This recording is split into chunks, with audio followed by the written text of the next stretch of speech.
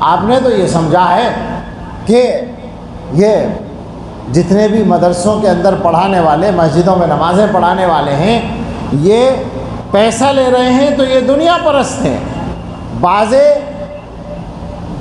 جاہل ایسی خطرناک باتیں اس زمانے میں کہہ رہے ہیں کہ واقعتاً ایمان کا خطرہ ہوتا ہے۔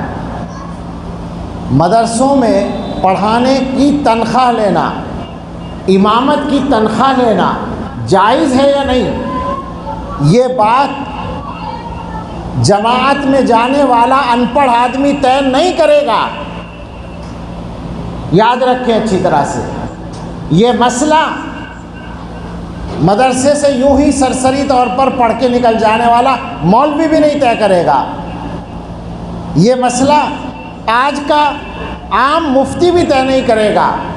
یہ مسئلہ طے کر چکے ہیں امت کے وہ بڑے جو قرآن و حدیث کے سمندر کو کھنگالے ہوئے تھے، وہ طے کر کے گئے ہیں کہ جائز ہے لینا تنخواہ۔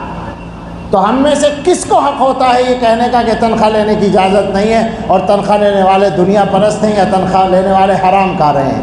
ایسا کہنے والے اپنے ایمان کے بارے میں ڈریں، اس لیے کہ وہ کسی ایک آدمی کی توہین نہیں کر رہے ہیں، وہ دین کے نظام کو کمزور کرنے کی بات کر رہے ہیں۔ اللہ کے رسول صلی اللہ تعالیٰ علیہ وسلم نے دینی کاموں پر اجرت دی ہے اپنے ہاتھ سے، اور آپ کے صحابہ نے دی ہے۔ کون ہوتا ہے کوئی بات کرنے والا؟ وہ چاہے دنیا میں کتنا ہی بڑا آدمی مانا جاتا ہو، کیا مطلب ہے کسی کو حق ہے اس بات کا؟ مگر عام آدمی کا تو حال یہی بنا ہوا ہے نا کہ کوئی اس زمانے میں کچھ بھی بک دے۔ اگر کوئی بڑے سے بڑا قابل آدمی ڈاکٹر کی جگہ اپنے آپ دوا بتانے لگے تو آپ کہیں گے کہ تم ڈاکٹر نہیں ہو، لیکن مسئلہ بتانے لگے تو بڑے سے بڑے جاہل کا مسئلہ بھی آپ ماننے کے لیے تیار ہو جاتے ہیں۔ کوئی بولنے والا ہونا چاہیے بس آپ کے سامنے۔ خطرناک بات ہے۔ میں یہی کہنا چاہتا ہوں، یہ بھی قرآن کی توہین ہے، یہ بھی دین کی توہین ہے۔ آپ نے سمجھا کیا ہے؟ یہ جو بیٹھے ہیں ان میں سے، یہ جو مدرسوں میں پڑھانے والے ہیں، یہ جو مسجدوں میں امامت کرنے والے ہیں، اگر یہ آپ کی امامت چھوڑ دیں، آپ کے مکتبوں اور مدرسوں میں پڑھانا چھوڑ دیں اور دکانیں کھول کر بیٹھ جائیں تو کیا ان کے ہاتھ پیر ٹوٹے ہوئے ہیں کہ یہ آپ سے زیادہ نہ کما لیں؟ بتائیں مجھے یہ بات۔ آپ دکان پر بیٹھ کر اگر کما سکتے ہیں تو کیا؟